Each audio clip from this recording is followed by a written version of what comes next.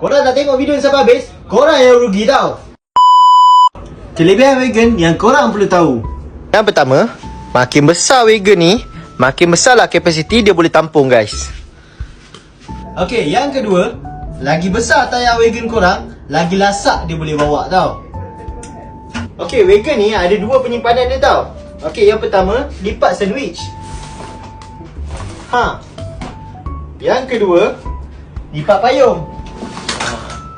Kalau korang pilih yang mana satu. Okey, kelebihan keempat, Wagon korang boleh jadikan sebagai meja tau. Tapi korang kena add on tabletop. Yang kelima, setengah Wagon ada yang tak ada brake system tau. Tengok yang macam Black Dog ni. Yang ni, Wagon ni ada lock system. So, bila korang tekan, dia akan brake tayar korang. Dan juga, tayar ni juga 360 darjah boleh pusing. So korang boleh dapatkan semua jenis Wagon ni hanya di Ado Concept tau. Jangan lupa like, komen dan subscribe untuk video seterusnya.